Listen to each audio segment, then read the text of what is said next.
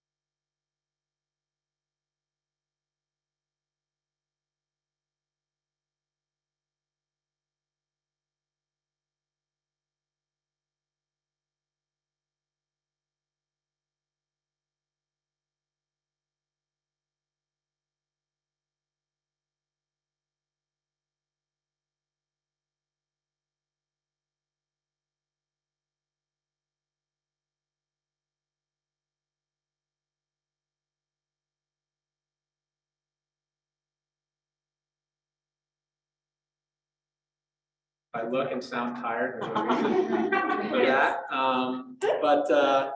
You know, as a young parent, I start to kind of understand this more and more, right? We have these really high expectations for our role as parents, and we get really invested in this sport, right? I've seen it with my relationship with parents in the club, and it's so positive, right? We're so invested in it financially, emotionally, but that can go a little bit too far, I think, right? And that love and that care can become something that can become negative, especially when it relates to providing support for our athletes on the mental health side. So we can set expectations too high. We can fall in love with the dream and more than our kids are, right? I think I don't happen to become our dream.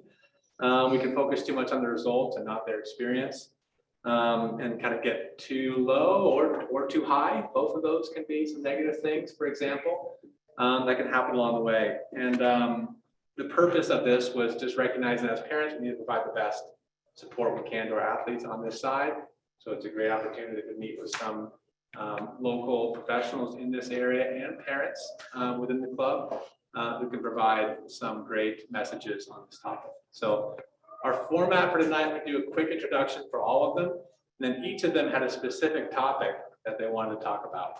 So I wanted to, each individually talk a little bit about a concept I think is really important for parents to hear. Then we'll have an opportunity for the panelists to discuss those amongst themselves. And then we can open it up to questions in the room. And I'll also monitor the Zoom chat. If there's some great questions coming from at home, I can take a look at those and pass them on to the panel too. So we'll try to spend maybe 5 minutes or so on a topic, discuss it for 5 minutes, and then move on to the next ones. We have good time to cover the content that we want to get to, and then we'll have a good opportunity at the end for some more open-ended question discussion, wherever that goes. So I'll start off kind of in the order that they're sitting here, in the order they're going to present. Luke Brosterhouse is our Winter Sports Club Mindset Performance Coach. It's a role that he's been in with the club. This is his 3rd year going into it. Luke has his MS in sports psych from the University of Utah. Coached with the club in Alpine back 20 years or so ago. Was a professional golfer. Is the GM at a Catamount currently, and takes time to have this role at the club right now, which is having a great impact on our athletes in a similar area here, more on the performance side with their mindset performance, but definitely connects to their overall mental wellness as well. Lou's going to talk about long-term athlete development, resiliency, and the importance of physical literacy in overall personal development. Heidi Barron is a licensed professional counselor here in Steamboat. Both her kids went through the Winter Sports Club, and Ben went on to the 2018 Olympics in order to combine. And then raced at the University of New Mexico, which is how I got to know a little bit too, cross country there. And Heidi's going to talk about how to set and manage expectations around sport participation. I'm trying to capture this as best I can. We're trying to remember what we said. Right, exactly.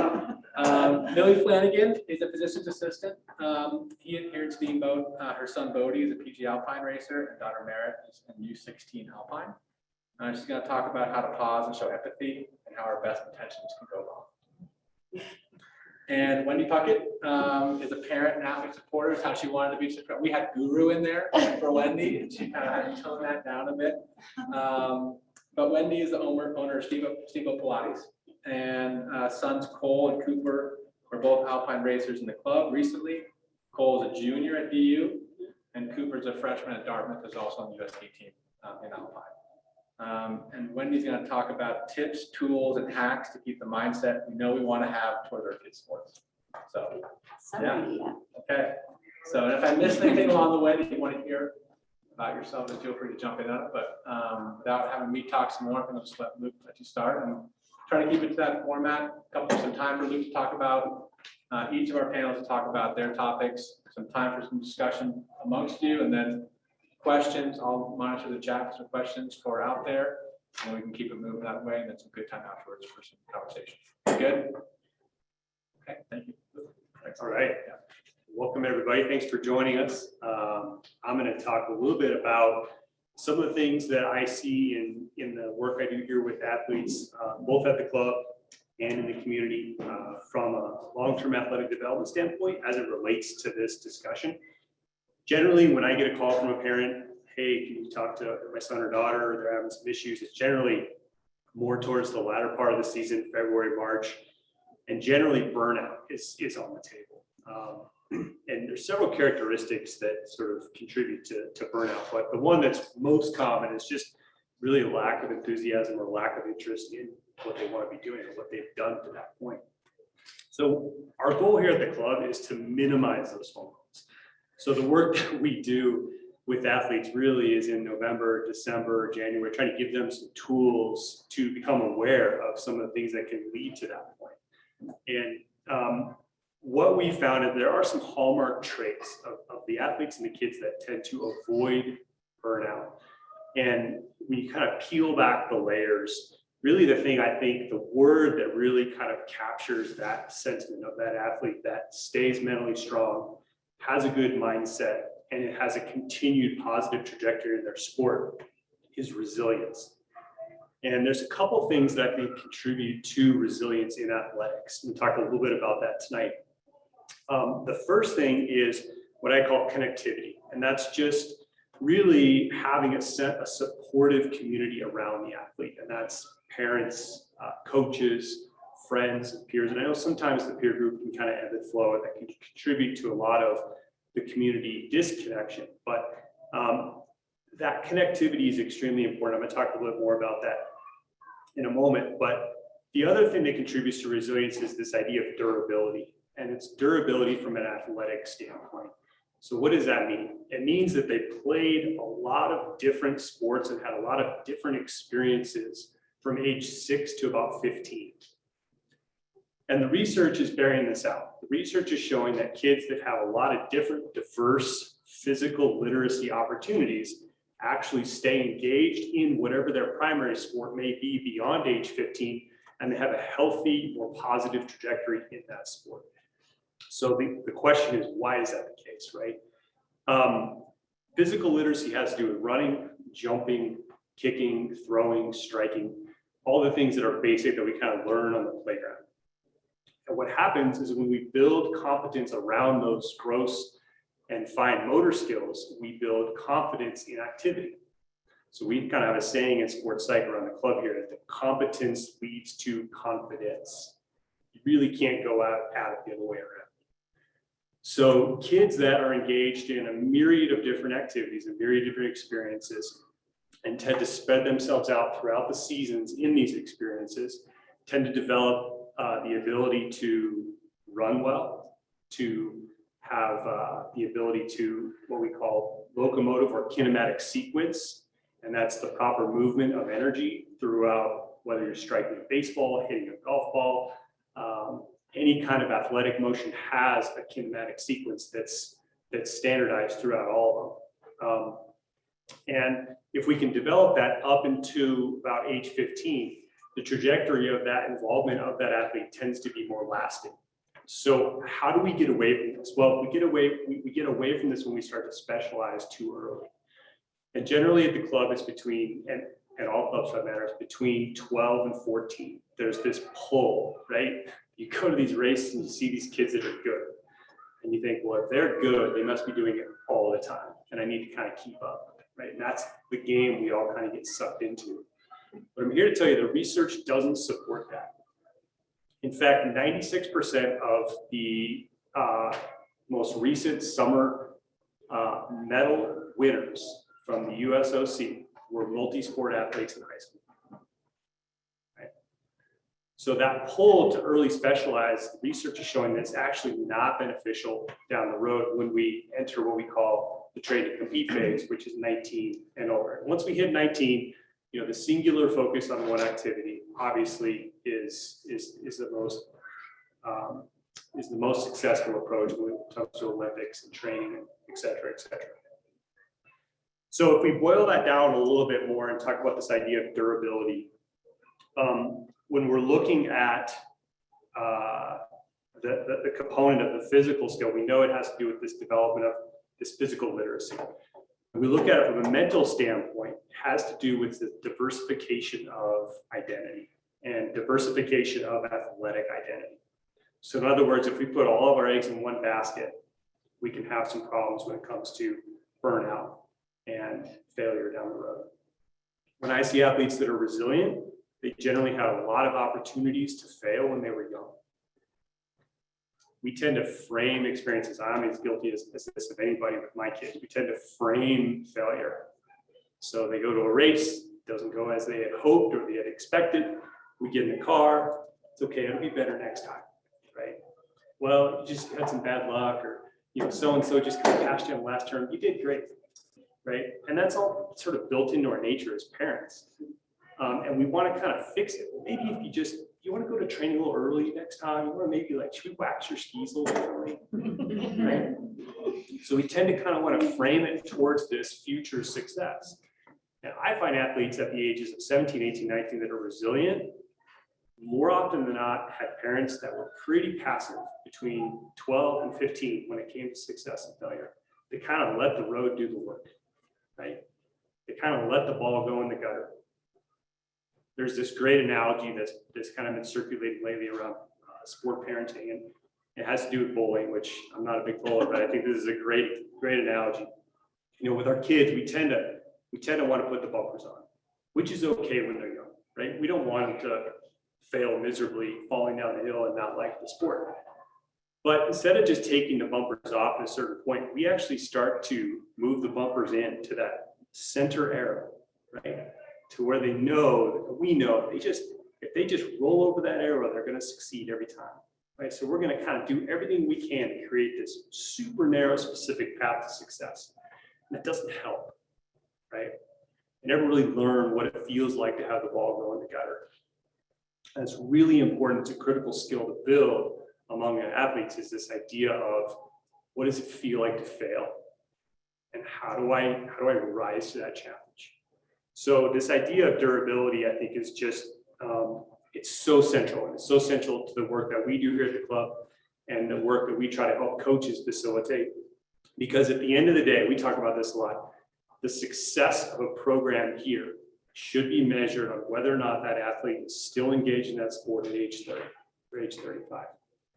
And research is showing that athletes that specialize early have a 50% chance less of involvement in adulthood in that sport.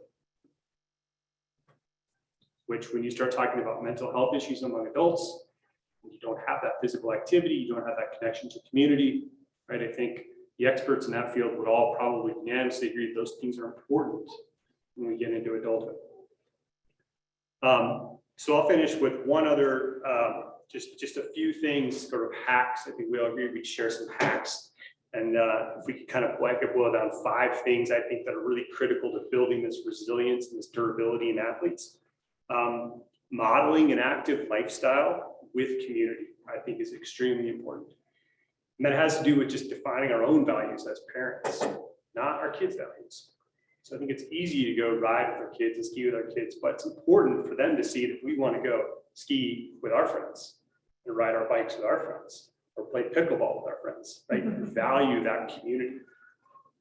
Accessing nature through activity, I think, is another hack. I think most of us in this community are pretty good at that. Probably my favorite, and the one that might raise some eyebrows, is attend live sporting events, and where and when you can, attend live local sporting events. So it really builds that sense of community, fosters that recognition of oneself in community. It really helps to kind of build that positive trajectory towards resiliency. Honor seasonal breaks 100%. So up until about 15, the best thing we can do is encourage at least 2, preferably 3 sports, and honor the built-in seasonal breaks.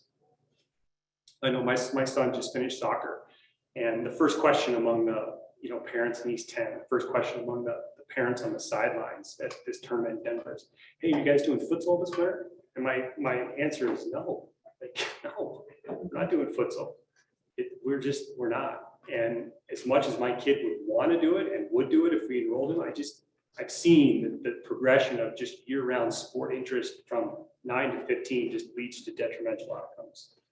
The last thing I would say is just the importance of valuing effort-based feedback.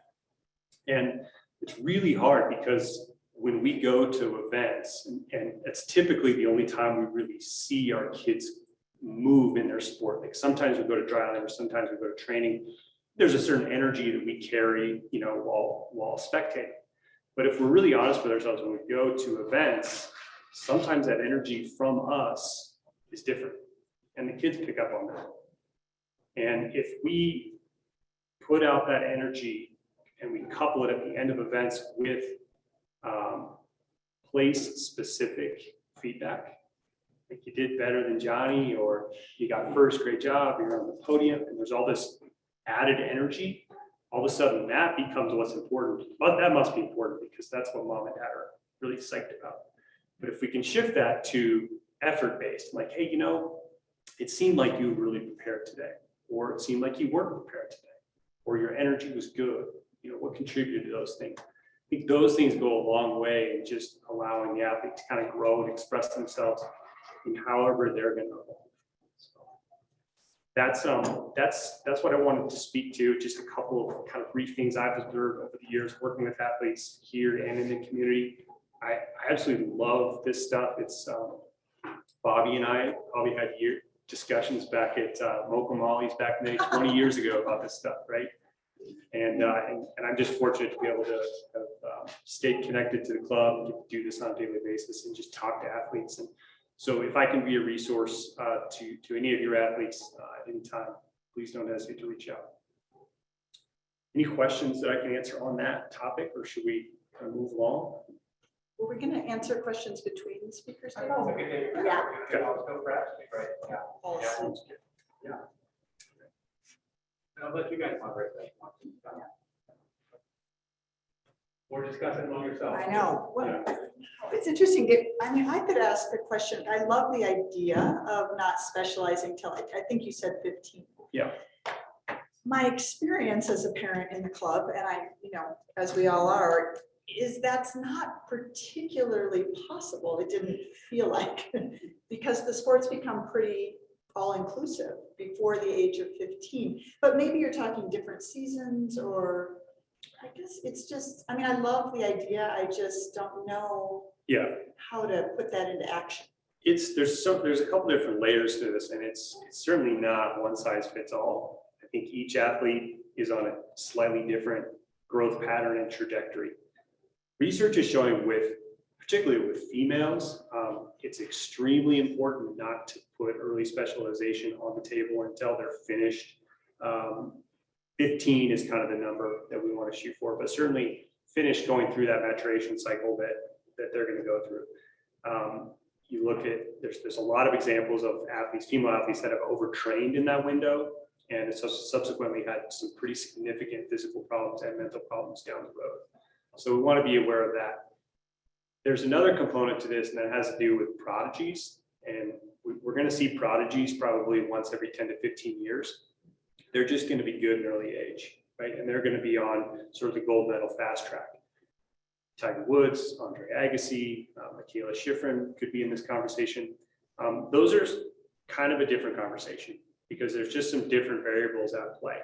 A lot of those athletes, if you look at them, all had strong long-term athletic development influences at a young age, but they're just by nature of kind of where they're at on the spectrum of talent, they're going to specialize a little bit earlier, and it's going to be more visible to everybody. As it relates to the Winter Sports Club, I think 15 or 16 in terms of really focusing on one sport, with the exception of maybe some of the endurance sports where it gets a little bit different. 15 or 16, if you can play two sports, great. 18, 19, one sport's probably fine. Before 15, 2 to 3. Endurance athletes, that's where I think you're really looking at volume at that point, but you can diversify that athletic experience outside of that Nordic or Nordic combined into biking or running and get those hours in a myriad of different ways. And that lends itself to that broader athletic identity, which is so critical to avoiding burnout and also just having that resiliency mindset as they get older. So that would be, I think, a couple of things I would encourage those athletes to do. How would you, I mean, my children are past this age, but they experienced it when they were younger than 15. How would you tell a family or advise a family or parent to navigate that? Because that's not the experience we had having children younger than 15 in this town. If they played a certain sport and if they didn't do the fall or the spring, then they sat the bench or they didn't make the A team or So do you have advice how to work on that in this town where it's not really, it's not what the programs are doing or suggesting? Yeah, I know, and I think, coaches make their living. I know I'm talking about the sports, but I'm talking about all sports in general. There's a certain, the expectation is for success, right? We want to have success. We want to travel to Denver and win these games, right? So we need the best players, and if you're not at practice, you can't play, right? That's kind of the way it goes. I think the research and literature, specifically some of the work the Aspen Institute is doing on burnout and the reasons that kids sports, I think that's becoming kids sports. I think that's becoming more mainstream. And sometimes I definitely personally feel like you're kind of swimming upstream, but you have to stick to your guns if you believe in this stuff. And you have to sort of just stand up and say, listen, we're not going to go to the 10th camp this spring. We're going to go do something else. It's okay to diversify and really create that broader identity for the athlete, because in the long term, that's where they're going to benefit, having that roadmap that they can touch a variety of different ways and not just be like, you know what, I just did this sport ad nauseum from 12 to 18. Now it's not working out so good. I don't really know who I am, right? That's what we're trying to avoid.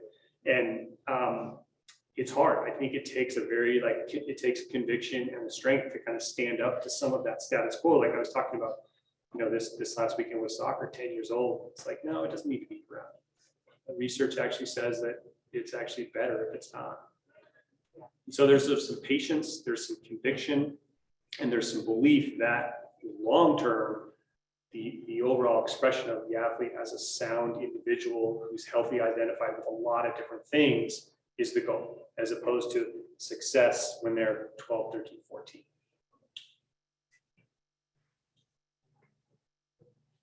Would you find responsibility for the programs to then come up with some sort of solution at a certain age to limit the amount of exposure they would have, the program allowing for them to do that, or the pressure from the spots? I mean, I think you're seeing this, and Dave can speak to this a little bit too. I think you're seeing this globally. You're seeing Canada and Australia really are sort of leading the charge on this long-term athletic development research, which really has been going on for about 25 years. And you're starting to see actually the USOC is picking some of this up as well. The USSA has picked it up, but we talk about this a lot. Sometimes there's some contradictions in their programming with long-term athletic development.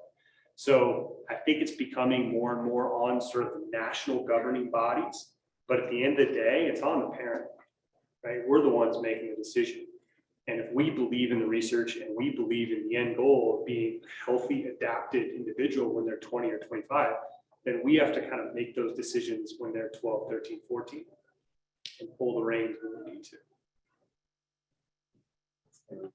What about managing the stress and the perception from the kid's point of view, right? As you know, I'm really involved in soccer, so I may not totally agree with what you just said. Not doing futsal this winter. That's okay, my kids are. With that being said, it goes with both programs, right? So my kids are soccer players and both indoor combined, but both programs are pretty much year round at this point. And so we manage and navigate, but the perception and stress management for the kid at 12 years old, now my son is starting to see his teammates start to make the choices already. He's a first year U14. There's a couple second year U14s that are going to stray away from soccer and start concentrating on Northern Divide. So it's happening in front of them. And then there's the component of their perception, our organization and this organization, how can we work together? And then the stress management on the kids' side. Yeah, I think that's a great segue. I think Heidi's going to talk about expectation. I kind of cheated because we talked about it a little bit. I think it really, in my experience working with athletes, it really comes down to expectation and how clearly all parties involved, parents, coaches, and athletes, are communicating their expectations to each other. And if the goal at 14 or 15 is to make the national team, there's a certain set of expectations there and daily habits that are going to follow that everyone's got to be on the same page with. right? But oftentimes there's a few different expectations at play. I think what Heidi's going to speak to probably answers some of that question for you. Thank you. I think, it depends on, I can't speak for the state ball sports much, but certainly in C sport, if you have a sophisticated enough program and staff and you create a yearly training program and everyone's sharing that, and you can share YTP to do this for our athletes in Canada at the development level and on the national team. If you have a yearly training plan and maybe you don't, maybe you just develop it as a family. And it's a roadmap so that your kid knows this is the time he's going to be skiing, this is the time he's going to be playing soccer. This is the time you're going to be on vacation and rest. It's a roadmap for the year. I really like, we should do that for our athletes. If they weren't on the national team, if they're just on the development team, you should do it for quadrennial leading up, and they're going to, approximately, and then you break it down and then you can work backwards, right? 4 years, from year to, to months, to weeks, to days. You can make those as detailed or as you want.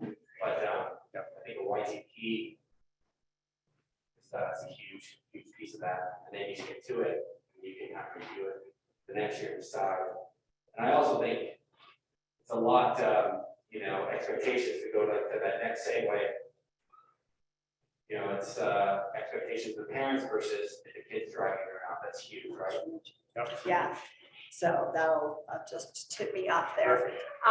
So, I think firstly, what really, like, as I'm sitting here, what comes up for me, mostly just speaking from not, my therapy hat. At our house, my kids say, Mom, I need you to have your mom hat on. And when that was like a thing, I don't need a therapist right now, Mom, I need a mom. And so speaking with my parent hat on, I think that,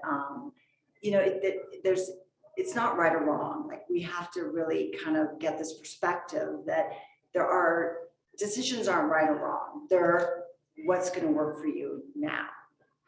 What's going to work for you this year? What's going to work for you a year from now? Just taking it piece by piece. It's not, Joey's doing this, Ricky's doing this, Susie's doing this. No, this is what works for your kid.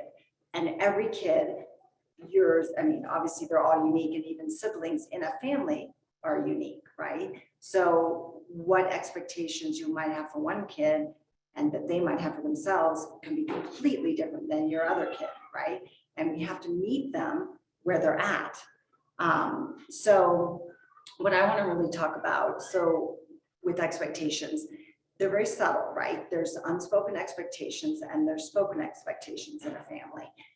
And of course, it's the unspoken ones that are the dangerous ones, right? They're the ones that cause really unnecessary, undue kids feeling disappointment, shame, that they're not good enough, they're not doing well enough.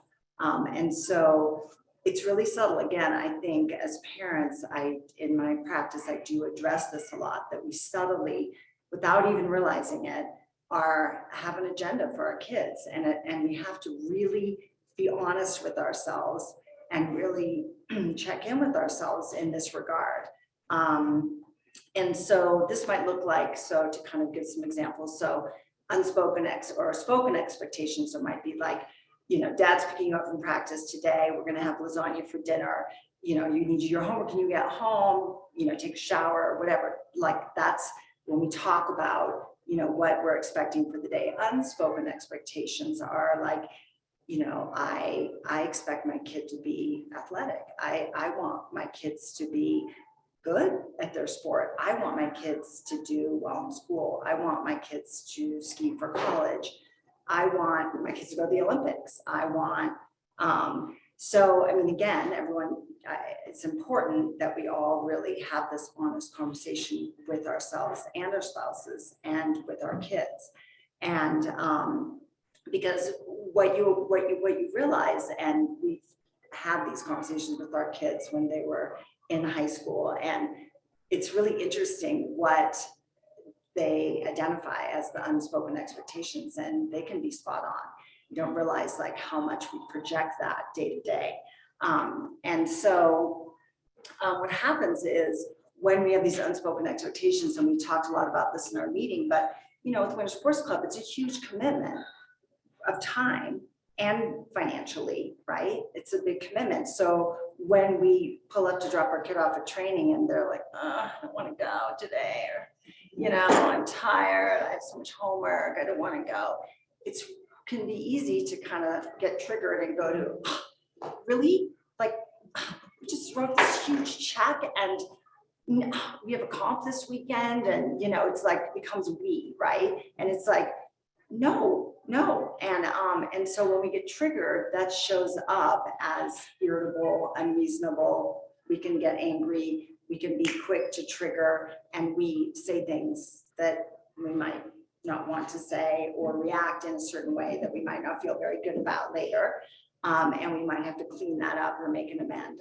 And those are the things that we have to really check in with ourselves. And that's where that comes from.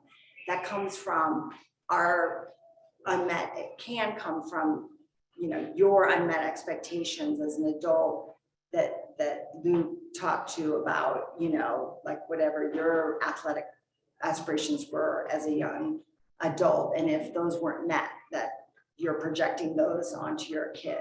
And so the two things we want to really be careful not to project onto them is fear and unspoken expectations, right? So let's see. So what I wanted to talk about too is, so I talked about what it might look like if we were reacting. So when we get triggered, we react.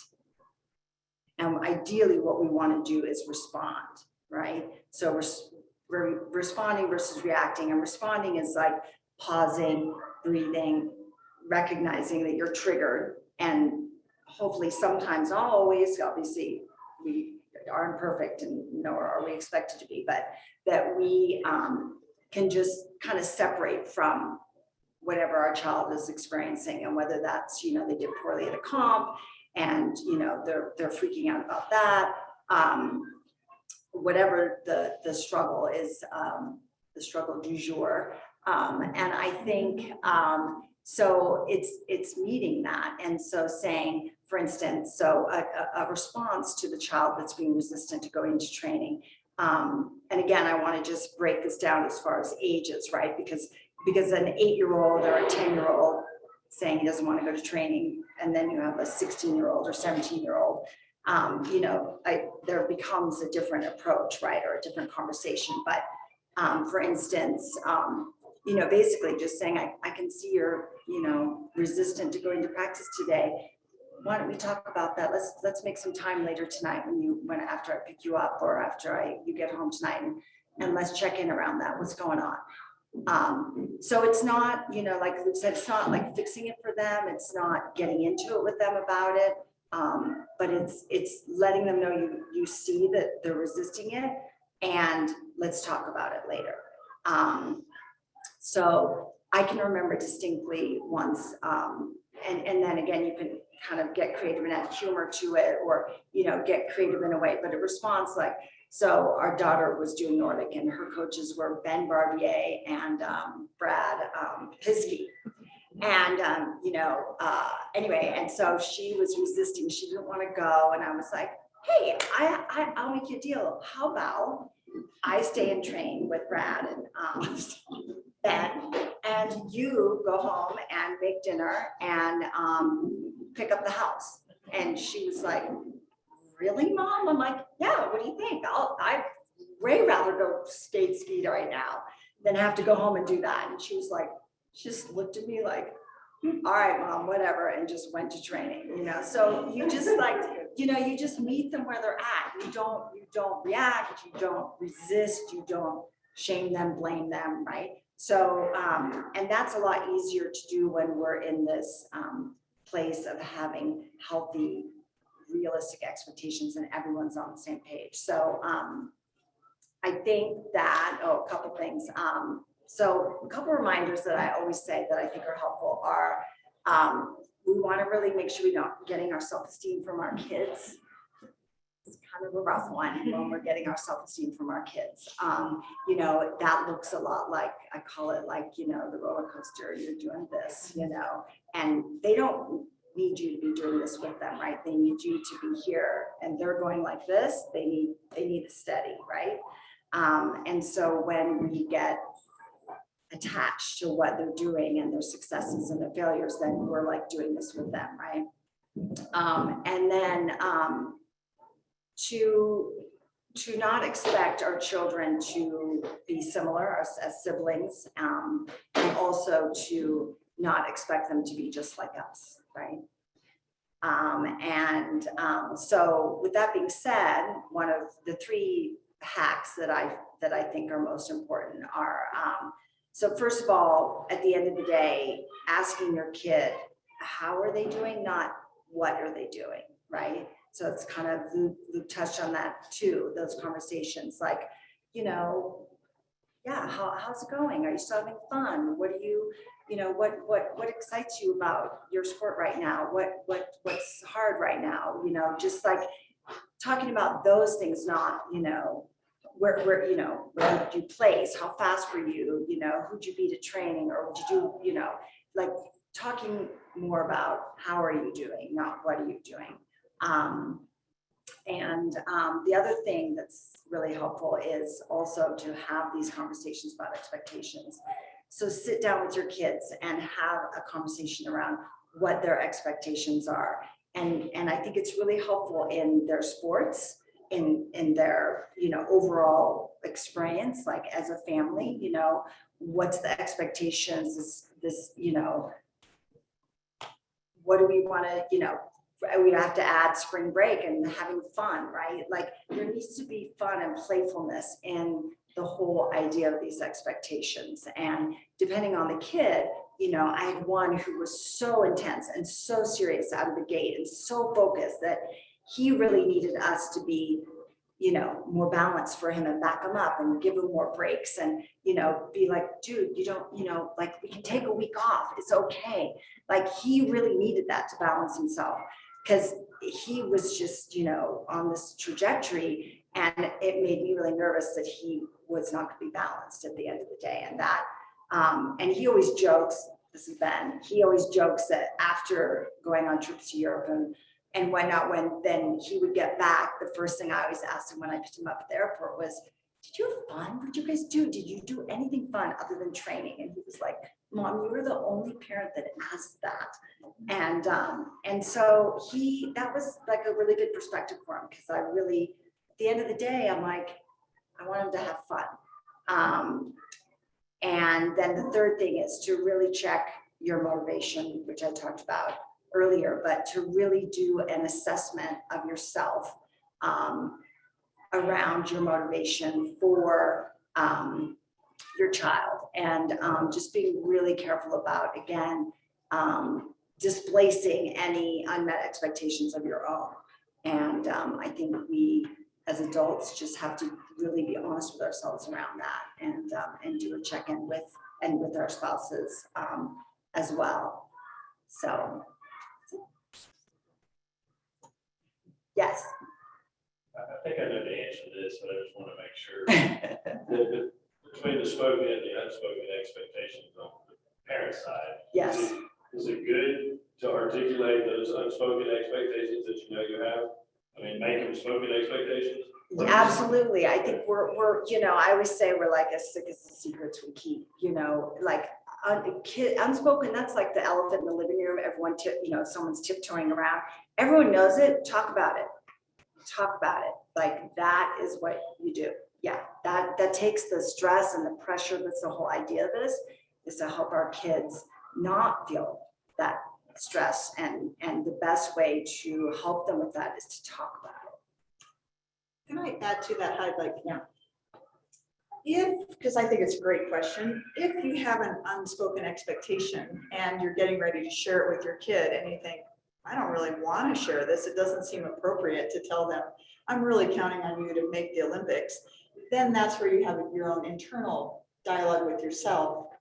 Do you think, I mean, you then have to kind of process that, and so you don't need to do you want to say that to them? Like, this is what I'm feeling. I know it's probably not legit and I want to check myself on it. Or do you want to do your own work? around Yes, it? no, you say exactly what you said. So that's really important, so because they know it, like whether you realize it or not, they know it. And so by saying, hey, I know this comes from, I'm working, I want to talk about this because I want to work on this because this is coming from an unhealthy place. And I get really attached to your successes because I think it would be so cool, like I didn't have that opportunity as a kid. I didn't grow up in a ski town, and I want you to have that opportunity, and I want to expose you to that. And at the end of the day, I really don't ever want you to feel, this needs to be your dream. This needs to be your motivation, and back to checking in with your kid, like every season you should, I think it's really important to check in and say, do you still love this sport? Do you still want to do it? Or do we need to reevaluate? Like, where are you at? But, so they never feel like you're locked in. Because at the end of the day, it needs to be their drive. You need to support them, but they need to be the one.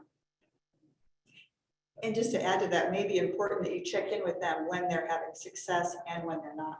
Because I think it's often as parents, when they're maybe not having as much success, that we're more prone to saying like, hey, are you still enjoying this? Or, does this feel like something? It's terrible. And so the check-in is across the board. It's not related to results, because you see those pitfalls with parents when things are going well, everybody's on the train, it's fun. But when things aren't going well, it's like the parents start to pull the train back or kind of give an unspoken expectations of, well, if you're not doing well, let's not spend the money and the time to do this, And so kind of cleaning that up. Yes, it's all about cleaning it up.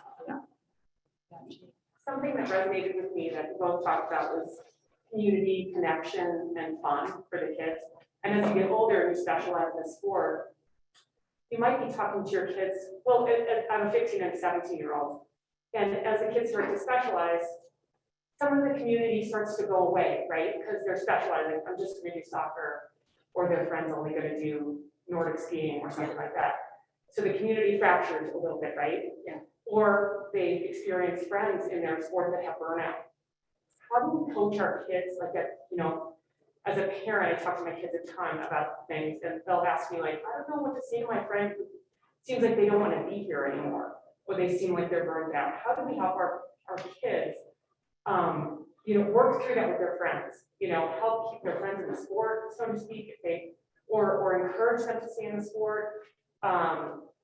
It's harder as they get older because then the community fractures, and then it isn't as fun for them either, right? Yeah. Or they're dedicated to their sport, and then as a senior, they're the only one there, or whatever, whatever it is. And but I think it's important to help to support them to keep their community together and have them talk to each other about how to stay in the sport. Because as you specialize too, it also, some kids have good days and bad days, and it goes both ways, right? And support each other through that, to stay in the sport.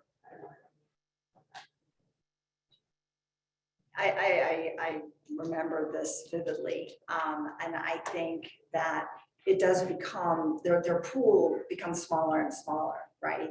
I think that, and for, that is the nature of sticking to one sport and as it progresses, because as it does, the commitment gets bigger and it gets harder. You lose people, right? That's kind of the natural transition. And so again, it's a little bit of that kind of honest checking in with your kid that, are they still, are they in this more for the actual sport? Like, is that still fueling them? Or, are they really missing that social piece and they need to fill that in another way if they're not getting it in their sport? Because we know teenagers, they need, and depending on teenager, but mine was very social. And so he needed that social piece. And so it was very important how he was going to get that. And encouraging him to create that for himself outside of the sport, because Nordic combined, especially, well, when Ben did it, there were many girls and in the sport, and he coaches out and he's like, God, I wish I I wish I was as organized now. There's all these really adorable girls. And when I did it, it was just all dudes. And so for him, like that was a big social thing. Like he was like, God. So I think it's just keeping those conversations and really supporting. You know, I know what you mean, because as there's two components, like you said, either talking, kind of giving them tools to try to talk to their friends to keep them in the sport, like shared connections, shared goals, that kind of thing. But then ultimately, as people fall off and they kind of prefer to do the social, like school, like party type of atmosphere, I think to your point, what one of my kids did was definitely looked out at, especially in this arena, the Warner Sports Club, you're at comps with all kinds of other clubs, and he made a lot of really good friends, like at other areas. And all of a sudden his world went from, this to just traveling around, and every time he was excited on the weekend to like see his friends from other places. So there's that piece of not letting their world get so small, but letting them integrate, that is what's so great about the sport. I mean, at this point, I think really our kids, all of them have friends from all over the country. I mean, even the world that they're keeping in touch with. But to your point, it is a hard time as some kids keep going and then some naturally fall off. So yeah, it's make their world bigger, or pull to see if they can motivate and inspire their teammates to like stay in it, help them find the win in it. And I think, Gina, I would just speak to the hard part about that for your kids. Like I'm hearing that those are like conversations that they're coming to you and saying, this is hard. And, from a perspective of there may not be a solution to that people are going to make different choices, have different goals. So in that moment with your own kids, which I know you're probably doing, but for all of us to remind ourselves, we can't fix that for them. We just have to listen and to process and to understand that, yeah, that's hard. Like my daughter this year, her two best friends, left the sport or moved. And so it's like, okay, how do you process that with them? And there's no fixing, which is what we're wired to do, right? Yeah. And just like for us, there's no fixing for them to their friends either, right? Like it's not really their job to try to fix their friends or to get them to stay, and our job to fix them. So as hard as it is, just a lot of listening and just processing and brainstorming and saying, do you want ideas about how you might stay connected with them? Do you want ideas? Not like I have some ideas, which is my go-to. But do you want to brainstorm like how you might stay connected with them, even though you're not seeing them at training? But it is just processing, like that's a natural disappointment, and it's a sort of a trade-off for staying in. So I get it. Sorry. Yeah. I just have a question about when is it okay to say enough's enough for trying something? So, trying to get them to do different sports, especially younger kids. And they are all geared for it, and they want to do it, and they go for a little bit, and then they decide I don't like it. At what point do you say, but you have to honor your commitment, you're signed up for this, you have to keep going, and then you have that fight in the car, I don't want to be here, I don't want to go. Where's the balance between you committed to this and you will see it through versus this is a nightmare and I don't want my kid to feel as a failure? That's a great question. I do have some of that in mind a little bit, but I'm interested. So maybe let me do this and then you guys can weigh in, because it is a really good question. Yeah. And I look out at the group and I know some people's ages of their kids, and everybody here too, but it's so true, right? Susie, it's so different when you're talking about a 16-year-old who's, lamenting that their friends aren't specializing and their sport is getting smaller, and a 6-year-old who is so gung-ho at the beginning of the year, and then suddenly, it's like, you're having to drag them, to go. So what I want to talk a little bit about, and I love how we're all overlapping because it's really the same material at the end of the day.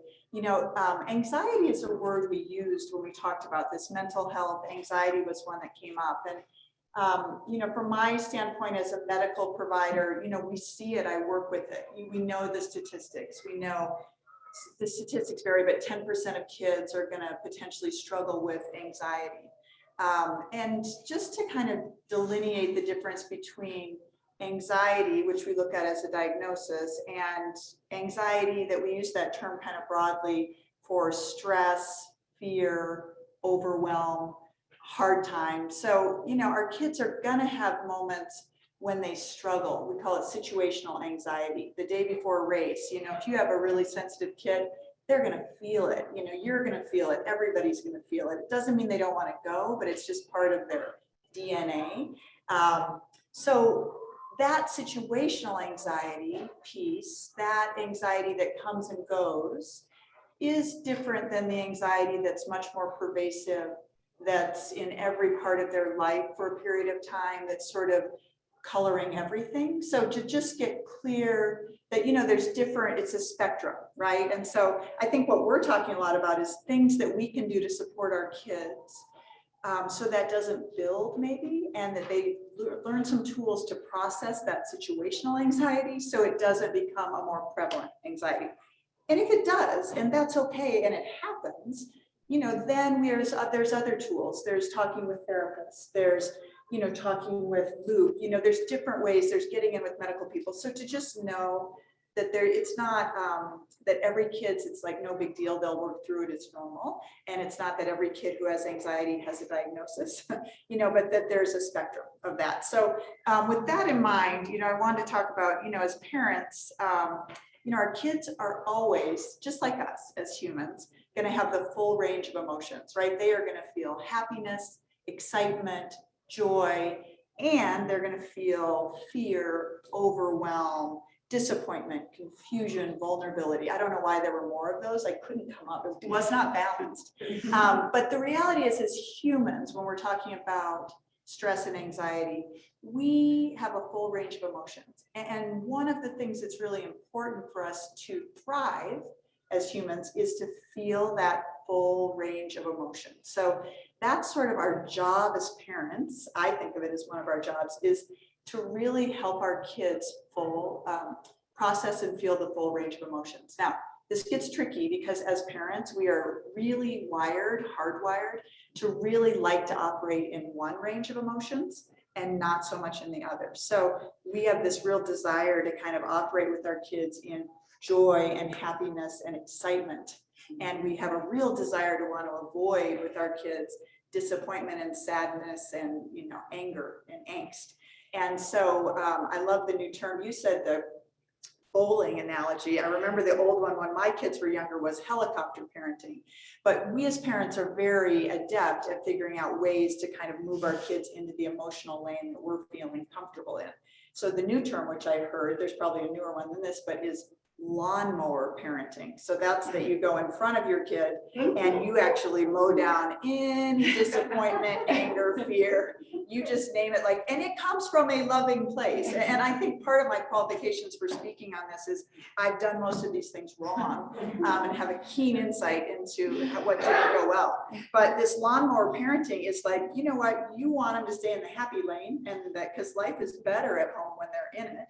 And your life is better. And so you're going to lawnmower it down. And the bigger idea in mental health that, most of us who work in mental health believe that, growth really, it's yes, joy and happiness is important, but hardship and challenge and suffering even is equally important, maybe sometimes more important, and learning to integrate. I mean, that's when our kids grow, is when things are hard. And when it didn't go their way, and when they don't want to go, and you help them figure out, how to make that happen. So how do we do that? That's the piece I wanted to talk about, that, how do we make sure that we're supporting our kids to learn that full range of emotions? And sport, and the Winter Sports Club, soccer, all the same, school, I mean, it's in every area of their lives, but sport is a great place to kind of see how it shows up for us, because it's real, it's available, right? There are days when they feel happy and love training, and there are days when training is not working for them, and there are days when they win a race, and and there's days, many more probably, that they don't win a race. So side note on this, I think it's important to acknowledge our generation, and I use that term loosely, although we don't have a lot of the young parents here, which is they're tired. Our generation. So are we. Yeah, our generation of parents, we care. Like I think what defines part of our generation is we really care. Our parents were busy. They had other things going. They cared too, but not like we care, right? Like they didn't make every event. They didn't, tune every ski. So our strength and our struggle as a generation of parents is we really care. And when we really, really, really care, we really can kind of push the line. I call it like caring gone round the bend. Like when caring is no longer a positive and is like kind of actually a detriment to our kids because we care so much about everything they're doing. And it comes from a really loving place. But it's an interesting, if left unchecked, it can be really overwhelming. Expectations, specializing too early. I mean, it really can kind of run rampant. So in this caring as parents, when caring becomes investment, when we are invested in, and if you look at the word of even investment, like if you think of investment, there's a return on our investment. And if there's not, we feel bad. So, when we are invested in our kids and their activities and their successes, that's different than caring. And none of us mean for it to happen, but I think it's a great conversation to put out there. Like, okay, what am I doing here? Am I caring? Am I supporting? Am I letting them have their own journey, or am I investing? And do I, want some feedback, i.e. expectations? So a few ideas, because it's a very slippery slope for most of us, is how do we do this? And I come from the world of ski racing. So these are some analogies to do with that, but it could be any sport, it could be school, it could be friendship. Like they're gonna have disappointment anywhere where they might have a full range of emotions, i.e. a day that they're living, is a day that counts for this. So the number one thing you can take home, okay, kids, and Heidi said this, they need to have their own emotions. Those are their emotions. Their emotions are not our emotions, right? Or our emotions are not their emotions. Like those are separate things. So a kid comes down from an event or a race and it didn't go well and you know it, and you're getting ready at the bottom, of the course to be like, okay, what am I going to do? So, are you going to be upset and disappointed? Like, what happened? You see it. I mean, you all hope we're not going to do it, but and whether we do it on the inside or the outside, it happens where we're like, what in the world, right? And we hurt for them and they are hurting and then we're both hurting. Or, we try to make it all right. Luke said this, we're like, well, maybe next time we'll tune your skis better, or, I guess, gosh, you went late, the course was really rough, and those are all maybe true things, but that's us with our own emotions trying to come to terms with what we're feeling. And instead of just going, and so what do you do, right? I mean, this is a hard question. So you go and you say, hey, and you give them a hug. I mean, I think a hug, if they're interested, right? If they're not interested and they're like, leave me alone, then that's okay too, right? And you go, okay, and then you just pause and you just be with them in their discomfort. You just stand there and you just say, yeah, wow, how did that, like, I'm sorry you fell, like, what did you think? How did that feel? Like, and you don't want to over therapize it, right? They'll be on to you. If they're like, you went to that talk, I know you did. I mean, that seems like you're, so it's genuine, it's like, wow, okay. And then there are some other things you can always do, right? You can always in those moments, take a breath, right? So you as a parent, take a breath before you go and get into the feeling of the emotion. Create space for their feelings. If they're mad and angry, fine, let them have that. Like you might later circle back on like, wow, let's talk about maybe what that looked like at the bottom of the course, but not in that moment. Like let them have their emotions, create space. Heidi talked about it. Don't get triggered. Don't think like, oh my God, I can't believe we drove all the way over here and like you went out first run both fronts or you didn't finish a freestyle run. It's like, that's your own stuff. And fake it if you need to, right? Like we feel emotions for our kids, we care deeply, it is okay to, as much as we want to be authentic, if in this case, our emotions are going to start running the show here, and we are going to start being like throwing their equipment around and being like, let's go get lunch, and like marching around. You guys haven't done that? Well, okay, well, maybe at the bottom of the race. You know what, fake, like just win that Oscar in that moment, right? Like, just be like, okay, wow, hey, do you want to go get some lunch? Like, lunch is always really good. Are you hungry? Can I get you something? Just to move to a place where you're not on the roller coaster, as Heidi said. I use the same term as I'm like, don't get on. Just don't get on. It's their ride. You weren't invited. It's not helpful. They don't want you on it. You can't change it. So just create space and let them have their own experience. So that's number one. Let them have their own experience. If we can at least see our emotions, we have a chance of controlling them. If we don't see them and we just think they're reality, we are just like, I am so upset and sad with you and for you. And we don't even like check ourselves at the door and think like, oh, wow, here they come. And I'm feeling really sad for them. We have no recourse. We're just in it. We're in our own roller coaster. So try to really take a moment, take a breath. What am I feeling? Oh, I'm feeling really disappointed for them, right? Like you're sad for them, but that gets too sticky. Kids whose parents are feeling their emotions with them and for them, it's too much for the kids.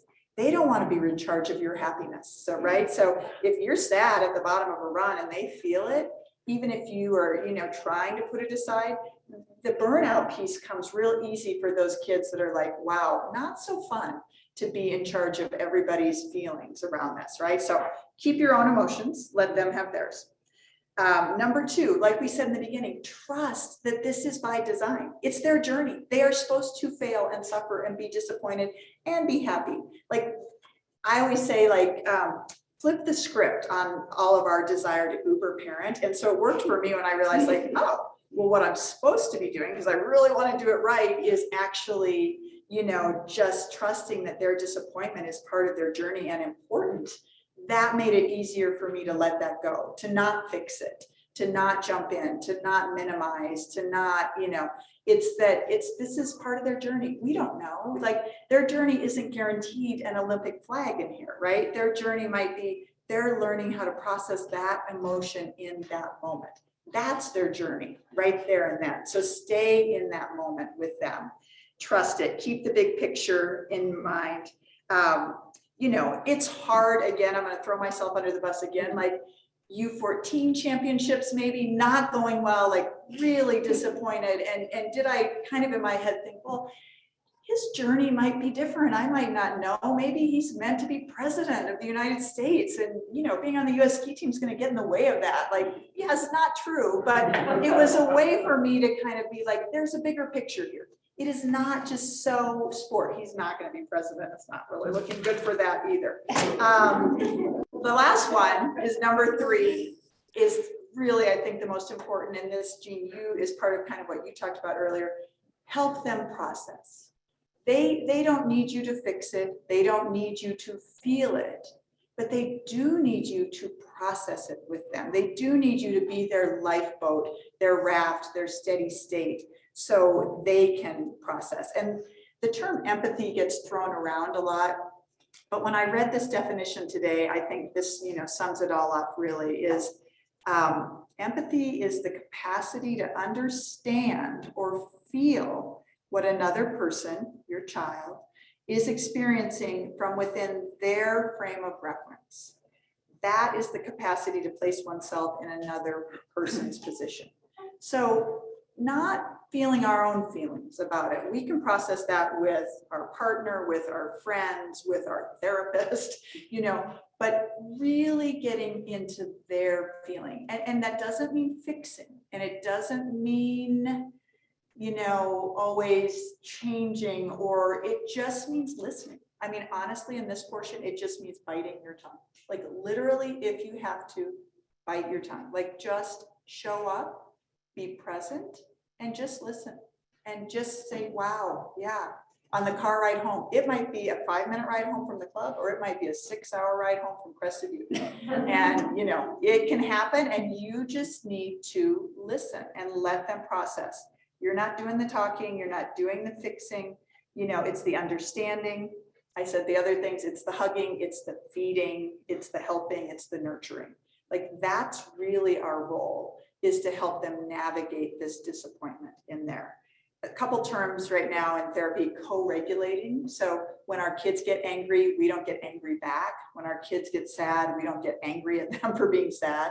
Co-regulating is using our own kind of steady state, if we can find it, to like just be with our kids in that steady state.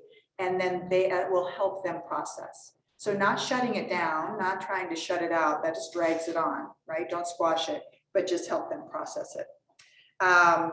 So I think that's it, you know, for the 6-year-old in drop off. So this is where I was coming back, or 6, 8, 10, any of those. What does it look like? It's different, but it's the same thing. So number 1, I don't want to go. It's cold. I hate this sport. I don't get triggered. Number 1, do not get triggered. Put your feelings aside in that moment the best you can, your reaction that you're getting, frustrated or mad. Don't get on their roller coaster. You know, don't jump on with them if you know what they've got going. If you do get on their roller coaster, quickly realize that and get off, disembark from the ride quickly, because you know you're not meant to be on that with them. And then, you know, and then I said breathe, but don't do this breath, because I've done this a lot. You know, which is code word to them, like, I am so frustrated. You know, this is not going well, right? So take a real breath, like a real grounding breath in there, create space. Number 2 on this one, which for the other kids was, what was the number 2 on the other, is trust their journey. On this one is don't forecast. Don't think like, my kid's never going to commit to anything. My kid quits everything. My kid will never commit to anything long-term, or everybody else's kids are so much more motivated than mine. Like, don't take whatever's going on in that moment and put it out into the world and make it real big and make it real permanent. It's like, no, your kid just doesn't want to go today. Or your kid maybe doesn't like, you know, skiing, and that's okay too, right? It's okay too. So to don't forecast, don't go too far, don't go silent. That's the other thing parents do. Okay.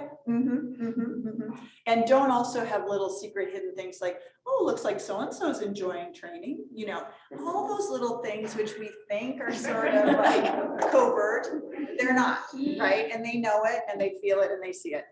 And then again, have empathy, and don't be afraid to cry. Like, okay, gosh, I know it's cold. I'm sorry. What can I do to make this better? What can I do to make this better? Is very different than saying, you know what, forget it, we don't have to go. So what can I do to make this better is like, do you want to take M&Ms in your pocket? I mean, Blair is world class at this, so we could, yes. And her kid is really, it's worked for him. Jed is all the way to the World Cup with that. So, but the bottom line is, you know, do you want to go for hot chocolate afterwards? Like, it's not making them soft. It's partnering with them to get through a hard time. It's giving them something to look forward to. So I think as parents, we think we're supposed to parent and teach, and we're really not. Like, life is doing all of that. Their coaches will do that. We just are there to help them, to nurture them, and to help them feel and process their full range of emotions, especially the sad, disappointed ones. And the more we can do that, then when things get bigger in life and, you know, there's more on the table and anxiety can become more prevalent, they have some tools. They have some tools because we partnered with them to kind of come up with those. Good luck. Hasn't worked out perfectly. Keep your sense of humor, right? Keep your sense of humor. Forgive yourself, and don't be afraid to apologize. Like, you know, if that drop off went real south, when you pick them up, you bring a treat and you say, you know what? I wish I would have done that better. I'm really sorry. Like, I just was having a hard day and I just didn't do it the way I wished I would have. So I want to have time for Wendy. So, because she's going to have some real answers too about how we do this. So thanks. But do we have questions? I have questions for Do you Miss. have questions? So does it make sense to go to Wendy, and then if people have to leave at 6, they can. Yeah. and if people want I to- like that idea. Okay. Okay, well, I love processing. So I'm diving like right into that slice of what these guys are talking about, of kind of like real trigger moments and in even calm moments, and a little bit like kind of, we've been calling it like boots on the ground. So really the fact that there's not a lot, like a ton of listening in here. So we're just going to assume that my part is more on like, what are those tools maybe after listening and helping with that piece. So, I mean, first of all, I can't ever start anything here without just thinking about how grateful I am for this like amazing incubator of sport in our kids' worlds, and setting that mindset up ahead of time, knowing that like at the minimum, like Luke was saying, just the social piece and the movement aspect, like it is already kind of just a win in life. Like that's just so good. And having that mindset, setting yourself up ahead of time for that is really helpful for expectations. Like I'm kind of wrapping out up into the moment. But I just love the fact that in all of this, through the disappointments, which are triggery, and I'll talk about that in a minute, but they learn what they're made of. They learn to get up when they fall down. They learn how to be social. They go up the chairlift with other genders, you know, they talk to boys, girls talk to boys, boys talk to girls. It's like, it has everything in a slice of life. And I love that. I think it teaches them to make, and we can support this, but healthy stories about themselves. It teaches them perseverance. I mean, it's amazing. So I think always coming back to that piece and knowing that part of that is a lot of disappointment. I mean, I know coming from like the ski racing part of it, that if you just thought of a win as just simply a scoreboard win, you're in for a long journey, like, because like one person wins out of 150 and it's a lot. So you kind of learn to find the win and the loss. But so I think the thing that I've been really interested in is helping them maybe understand like what's inside of them. You know, I've been at races and seen it specifically. I can remember this. I think Blair was maybe there. It was like Sugarloaf. It was the Nationals one year, and there was two guys, and one was, and both of them were on the line. You know, it was that race. There was a lot on the table.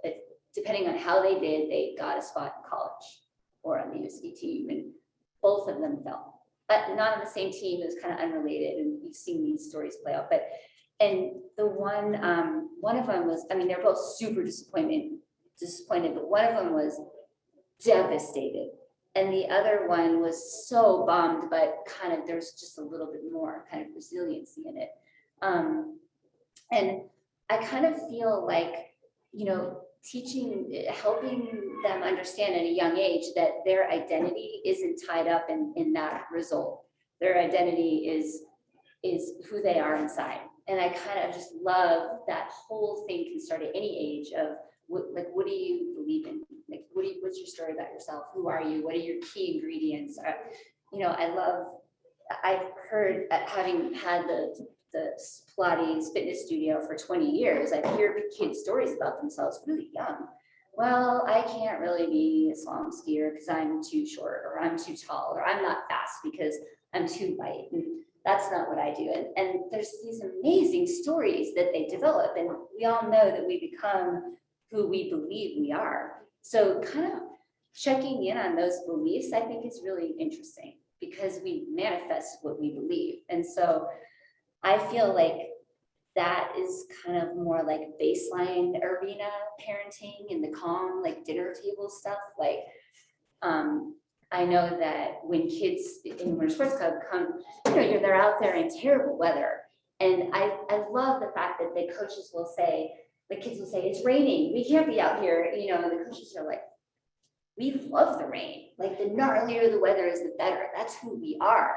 And it worked, because we've been at races where they can't even see. And you see the kids say like, I love it when it's gnarly weather. Like, I love to ski in adversity. You know, like that's the story that started early. It could have easily been the other way. You can kind of, so those kinds of things I think are interesting.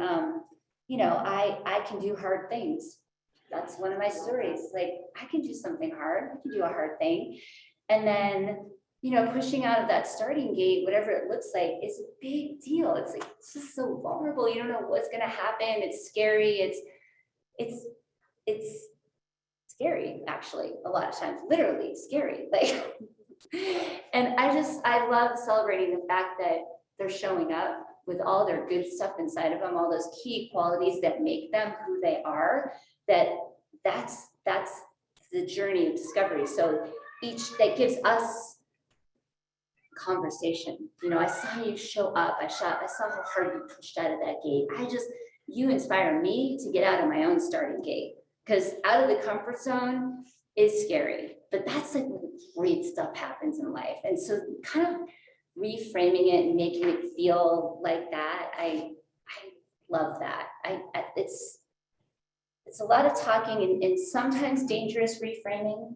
No, Like I what like you it. mean is this, but I just think bringing it back to no one can take that from you. It's kind of like who they are, you know, that's their heart, their compassion, I am a great teammate. That's what I am. I look out and see that other people are struggling, and that's what I do. And those are great things to celebrate outside of just the scoreboard results. So I like that. I also think a lot about the critical voices, like how we talk to ourselves in our mind is insane. If you put a loudspeaker on your thoughts, I mean, likely that never happens. Not yet. Not yet, but just even like, not even on the hill or whatever in the arena, but just at home, the way we critique ourselves when our kids are listening, that models something dangerous. Because I mean, there's even a percentage on this, and I have read this book called Endure, and there's a lot of really neat statistics, and one of them is the critical voice in your head can affect you performance experience by 19%. Like that's a solid percent, you know, and the belief effect alone of what you believe in is 20%. Like these are all kind of interesting statistics. So reframing how they talk to themselves so they're not fighting themselves is really helpful. And as a parent, modeling that is great. So let's see, so some of the calm time ideas too in processing, these guys have said a lot of them. So my kids, I think, I mean, maybe it's yet to be seen because they're still racing. So we'll see what pans out when they end up in therapy at some point. But I feel like understanding what's going on chemistry in your brain, like even telling when kids are like, I'm so nervous, my stomach hurts, I feel like I'm gonna throw up. Letting them maybe know, depending on the kid, in calm times. Well, excitement and nerves are the same chemistry in your body. So that's just your body preparing yourself to do something great, you know, to get out there and like push out of the line and take a chance out of your comfort zone. That I've seen that like change the way a kid looks at themselves. Instead of just feeling fearful and worried, they realize it's the same thing. Those butterflies are getting them ready. Things like that.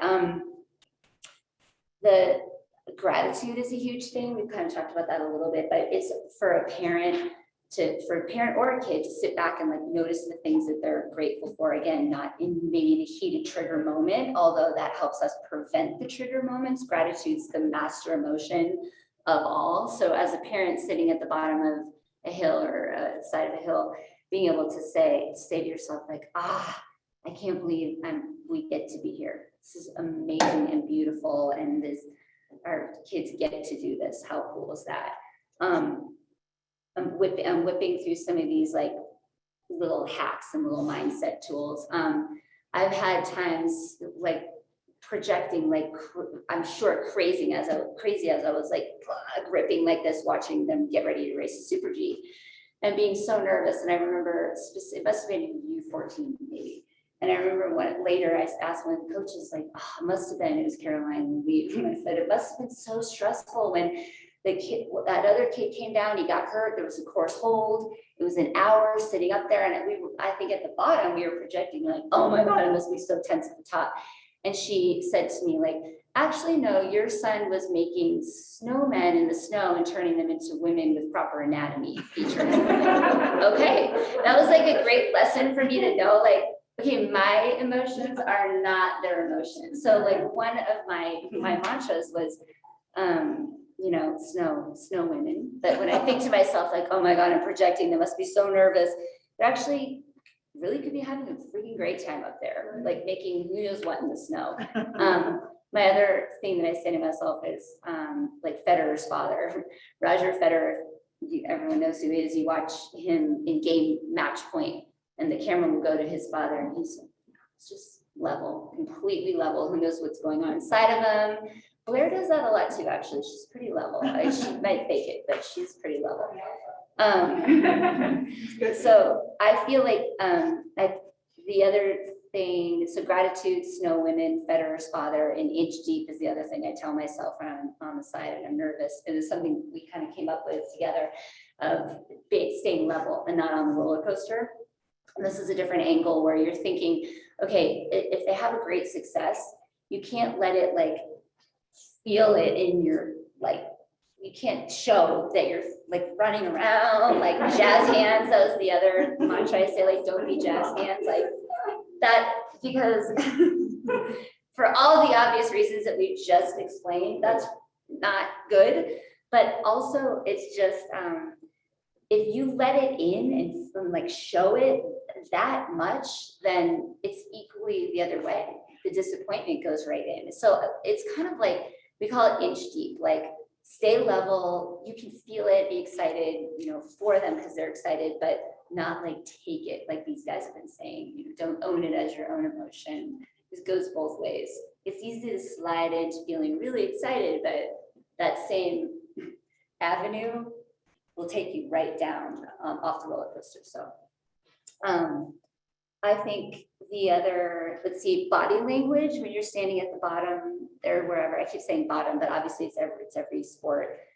When you're in the arena, your smile and body language, another percentage, will affect them or the people around you 12%. I mean, there is a proven dopamine change in chemistry when you're legitimately smiling, not just like fake smiling, like, but like actually smiling. There's the dopamine changes in their brain when they see that eye contact and smile. I mean, it's kind of, it's not just conceptual, it's real. There's a real difference in the way. I know that another thing too is, as a parent of an athlete, then you want to stay consistent is another thing. Like Millie was saying, listen, which is absolutely necessary. But I remember when I first tried to use a little bit more listening skills and pause, I feel like they thought I was choking, because why wasn't I talking? Why isn't she talking? It must be so bad. So like stay consistent. They're like, is she breathing? And even though it's like 1 second, I still, you stay consistent. I know parents that go right to the finish. I feel like it's nice to give kids space, but if you stop doing that, then that's weird to them too. So consistencies, I've always liked to just kind of stay where I am, and then they'll come find you. They always know where you are. They'll come see you if they want. That launches me into like the last few hacks. People have asked me before, well, what are the words? Which is actually really helpful to hear what you guys have said. I mean, it's all nice in concept, but when they come over and they're staring you in the face and they're super bummed.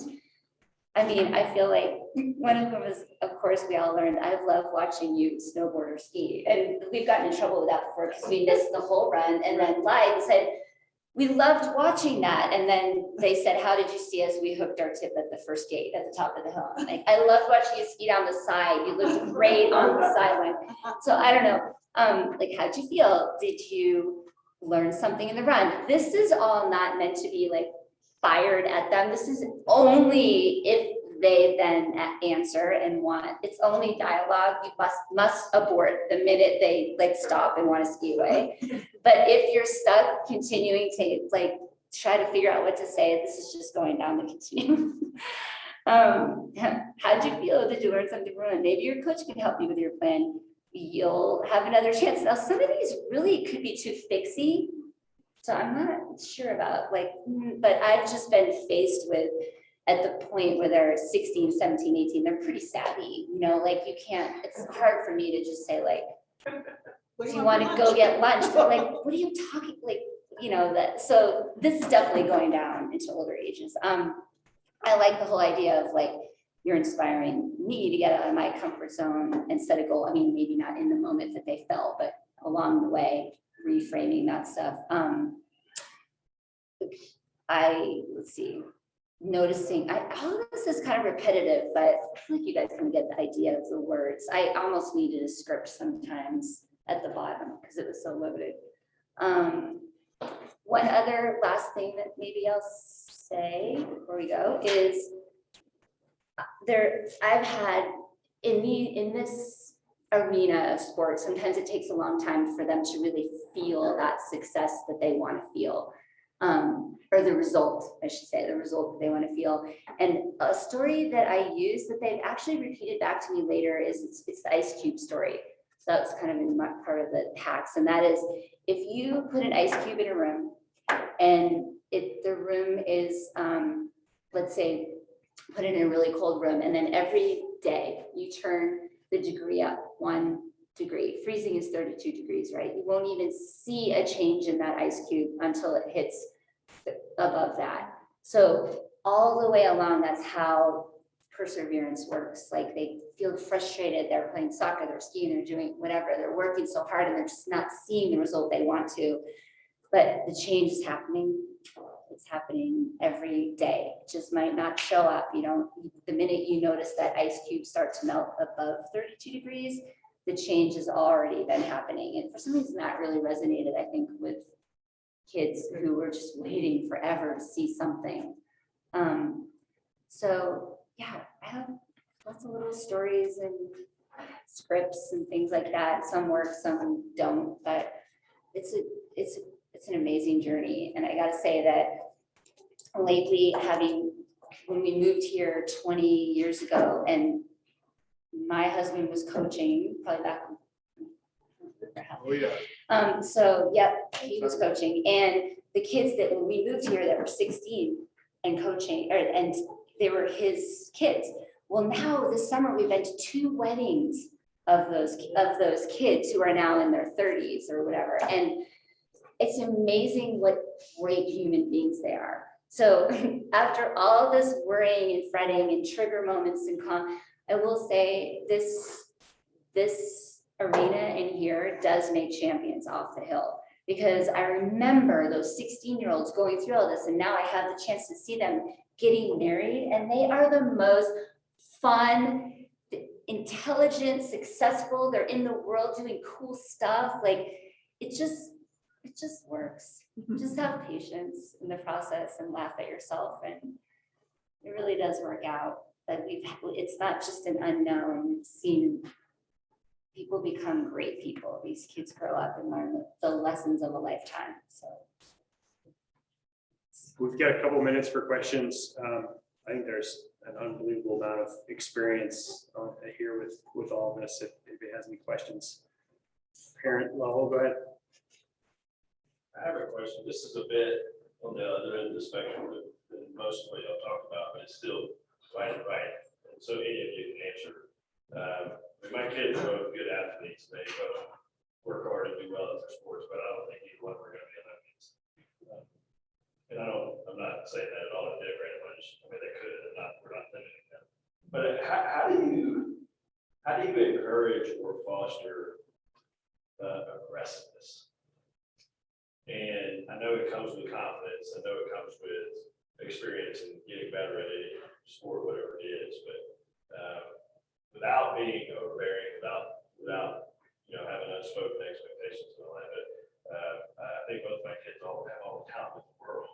And they both work hard. But I don't know sometimes that they mentally or physically understand. I got to get after it. Like I really got to, both in practice and in competition. So how do you foster that positively? Okay. Go ahead. You start. Well, I think it's a great segue to know all kids are different. Like sometimes we're talking about kids like they all have the same desire and goals and disappointment. And so, I have a real soft spot for these kids who they don't have the eye of the tiger. Like you see their teammates and they're like, wow, that kid really wants it. And it's like, they love race day because they're like, bring it. And then you have the kid who's like throwing up at the top of race day because they're like, too much on the line. And it doesn't mean they want it less, but they're a different kid. And so it's a really great question. And trust me, I've wondered it. But I think it's about honoring who they are. And maybe that aggressiveness just isn't in their nature. And look big picture, because that might serve them beautifully in life.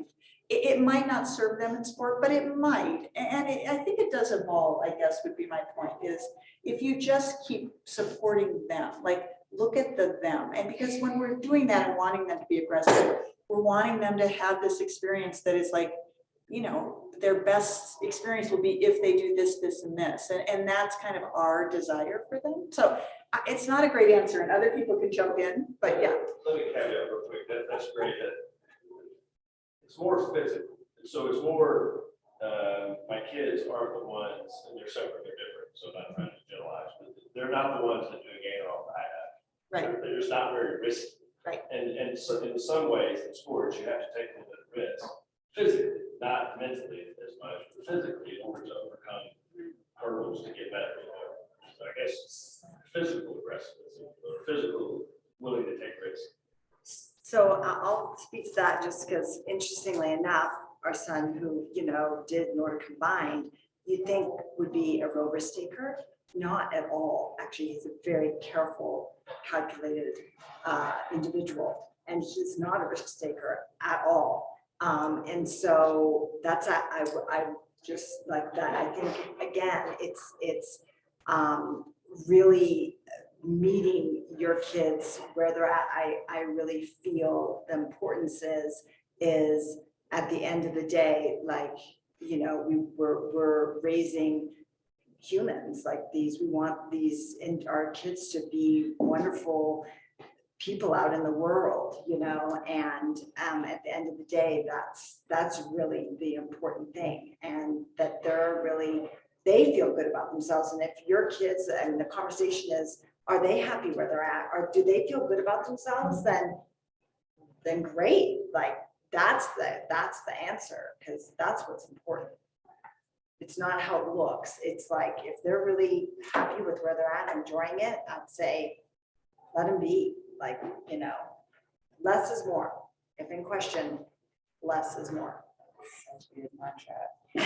I have one thought on that though, because I was sort of raised a little differently. My dad was a football coach. He coached for University of Oregon. He worked for Nike. He had 3 daughters, and he would take us out into slide tackle lessons. Like he inappropriately called like kill it sessions, like slide tackle. And we were like kind of timid and dabbly. And so I guess I agree, of course, with what these guys are saying. And so if you fast forward to, you know, look at the kids now and think, okay, meet them where they're at. And let's say they want to go faster and they want to be aggressive and they want to figure that out. A couple of things that I have noticed, even with like one of my kids, is that I honestly wonder sometimes developmentally if they are computing that how hard they push out of the start of whatever their starting line looks like, and how they're diving, you know, reaching for the finish, how that plays into it. Like, what does it look like? If that's really what they want to do, what does aggression look like? I've also seen maybe probably even my husband will, if he says to, sometimes I've noticed the girls, you know, you gotta want it. You gotta get after it. And sometimes they don't know how that looks. So they're trying hard the wrong way. You know, like in alpine skiing, maybe they're late, they're running late, they're off the back, and they're just trying so hard at like to push in the wrong place, and they're slower and slower and slower. So I feel like talking about them, like what that actually looks like, and that's probably a good coach's thing. But when they say, no, I really want to go faster, I want to know how to be more aggressive, it's letting the coach define what that looks like and working with them on that, and let them know their own strength. That what is their story? Like, are they worried? Is there a little bit of fear that makes them hold back? Where's the confidence in it? And then I feel like it goes from there. Maybe. Yeah, Real quick, because all 4 of you touched on it, you know, we're a culture that really is almost forced to live in the now, right? Results oriented, driven. But you've also touched on the big picture. And so some recommendations on navigating that perspective of the now versus the big picture. I mean, very few of us in the room will have kids that will move on to world-class type level, right? So we've talked about creating human beings. You know, but we are living in the now. So a little bit on that perspective. You know, there's something I think that I was going to touch on that I think you brought up that relates to this. And there is below the surface here in Steamboat and just globally as well in our culture, in the Western culture, there's this idea that greatness is easy. And You know, it's not enough to just be really good. It's also really important to make it look easy. And I think that sometimes we miss that and we forget to remind our kids that it's actually hard and actually doesn't feel good. Right? Being good at a sport oftentimes doesn't feel easy. In fact, 90% of the time it feels terrible. Right? You're learning a new skill. And so I think our coaches here, I think, do a really good job of framing that for the kids. Like, hey, if you're not feeling uncomfortable, then the goals for today are not appropriate for you, right? You should feel a little uncomfortable. This should feel good. And I think that to your question, something we talk about a lot, I think Wendy touched on it with that analogy, is that, you know, when you look at performance over a 5-year span or a 10-year span, it can be linear. But if you look at it from month to month or even year to year, it can be very much up and down. And reminding kids that it is about that 10-year focus and that mastery orientation, that you're going to have days where you were worse today than you were yesterday. And kids from about 6 to 12 progress really rapidly in a linear fashion. And when they hit 13 and it gets a little more detail oriented in terms of the progression in their sport, they're not used to feeling bad, right? They're used to just getting good all the time. So when they hit that challenge, that's where I think that's where the rubber meets the road. It's really important to remind them, hey, it's going to get hard. It's going to feel bad. But if your goals are here, let's talk about your daily habits to kind of chip away at it. You know, you may not have felt good today, but over the long haul, we're getting better. And we're getting, you know, we're on that 10-year plan. We're going in the right direction.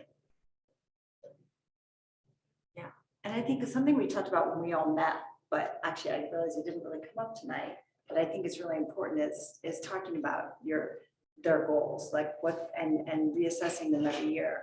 And then kind of speaking back to that, you know, when things come up, you can be like, what do you think? Is this aligning with your goal this year? Where, you know, how does this fit in with that? So it kind of gives you a basis for, you know, that conversation, which I think can be really helpful. So, And I think the other part is just then bringing it all the way back down to, even though this isn't a, you know, venue of sport, it's like they're learning these life skills that are guaranteed if we help them, right? Or, you know, or not help. or not, or yeah, if we don't help them, right? That it will be long-term. Like the long-term is the now, right? So the long-term is just learning, like, gosh, I didn't want to get out of the car and I did, and I actually had fun, you know, and that is really what the long-term is the moment. And that we don't have to think about it, you know, and if they don't love it and they don't want to do it, then the long-term is switch, you know, and that we Find switch something, too. Like, yeah. and if, you know, Susie, back to your question, if you have a kid who really is like, it's a fine line, right? Between when we're like helping them foster resilience and growth and when we're creating trauma, you know? So, I mean, I think you have to look at that and look at your individual kid and honor that and be open and flexible and, you know, just keep it wide open. Because they're all different and we're not here to create beings. We're just here to, like, you know, watch them. I think at the end of the day, if you enjoy your sport, like truly enjoy it without the other stuff, the detail will take care of themselves. And you see that with champions. I mean, they truly, at the end of the day, they enjoy their sport. And I think that's something we talk about with the athletes here. Why do you do it? It's not about the what's and the hows, but why, you know? And it can be as simple as being outside in the sun or feeling progression or feeling like I improved. You know, those things are really, at the end of the day, if we can tap into those and ask those why questions, I think the details kind of sort themselves out.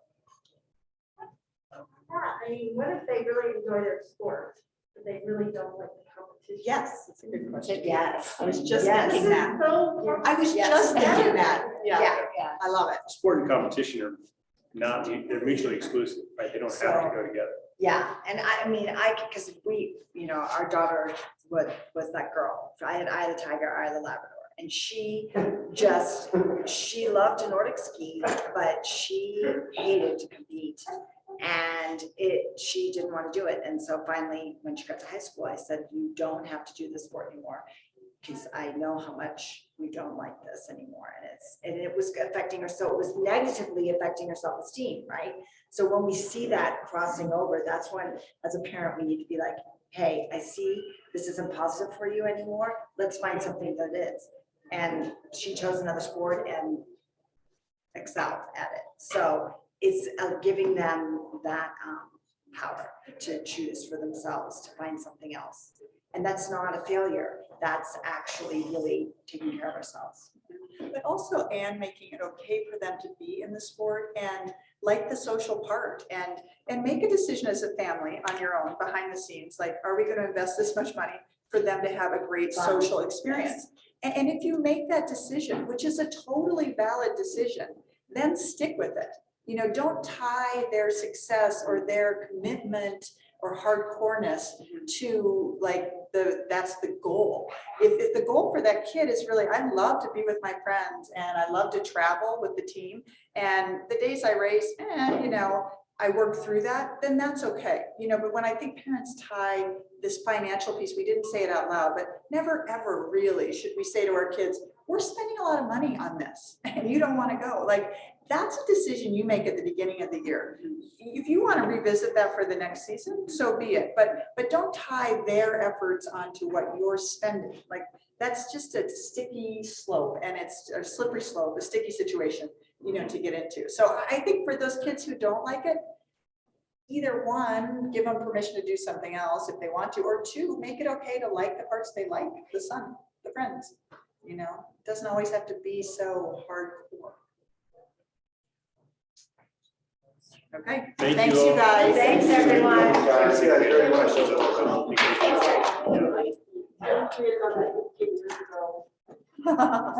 Seriously. Right? We all nearly. I could have almost gone like this, but Isabel. Oh,